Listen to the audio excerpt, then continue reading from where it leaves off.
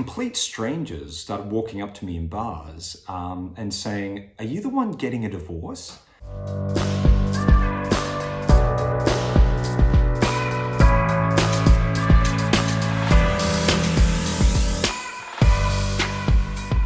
Thanks so much for tuning in for another episode of My Gay Divorce. Do me a huge favor, please press the subscribe button. Getting a book published is a social media numbers game.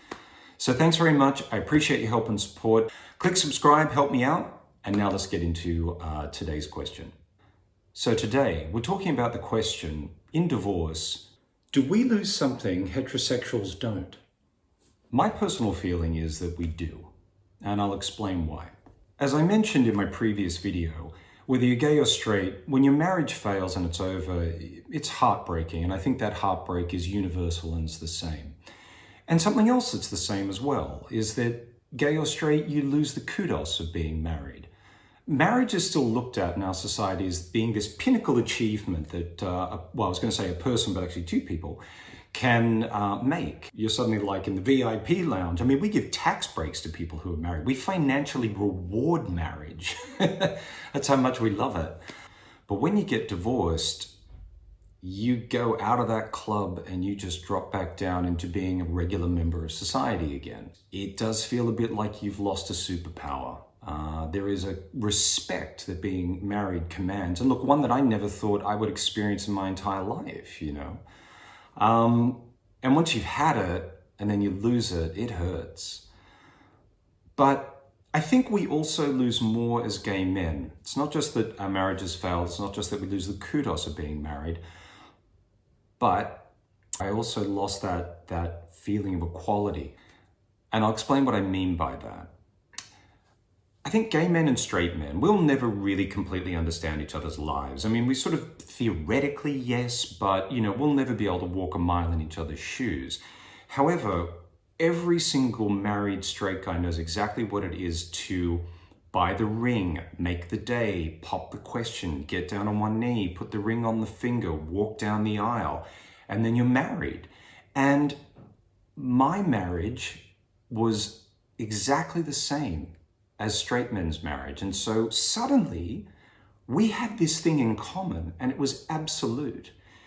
And the way I was welcomed by the heterosexual married guys that I met, who I worked with or who I would meet out socially, whatever, when you were married, it was like, wow. And I hate to say it, I really do, but for the very first time in my life, I felt like I was as good as they were. And I know that's not PC, and I know that's not what we gays say to each other in the fight, but it's true. I really did feel that way. And I was not expecting that as a side effect of getting married. It really took me by surprise. But then the losses continued.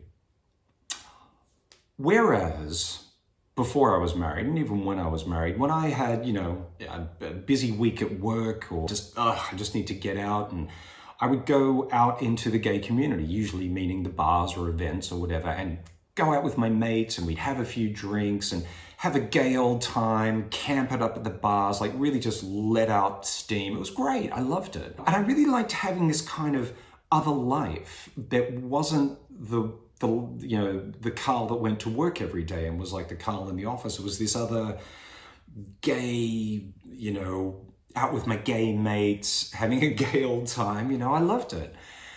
But what started happening was complete strangers started walking up to me in bars and saying, "Are you the one getting a divorce?" The gay community, in a way, had always been my hiding place. It was the place I would go to feel safe, to feel accepted. And suddenly I felt like I was a zoo exhibit. I felt like I was a pariah. And after the first couple of guys asked me that on a couple of occasions when I went out, I just stopped going out because I thought, is everyone talking about me? When you're getting divorced, you don't want anyone to be looking at you. Like you just want to be invisible. It's a lot of loss. I mean, to lose your marriage, to lose the kudos of being married, to lose that feeling of equality that I'd never had before, to lose my hiding place in the gay community. So what is the upside to this story? Well, what I can say was it forced me to sit with myself.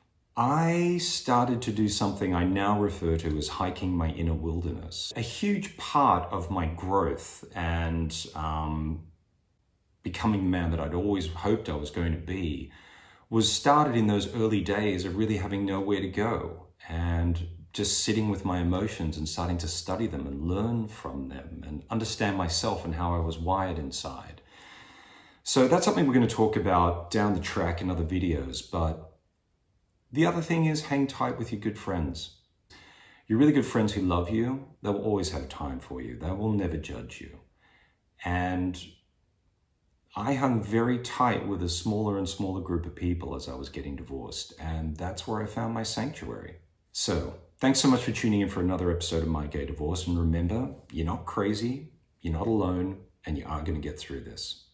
All right, guys, I'll see you next time. Thanks so much for tuning in for another episode of My Gay Divorce. Do me a huge favor, please press the subscribe button. The more subscribers I have, the sooner I can get this thing published, the sooner I can get it out in the world, which is my greatest wish, that this book gets into the hands of people who really need it.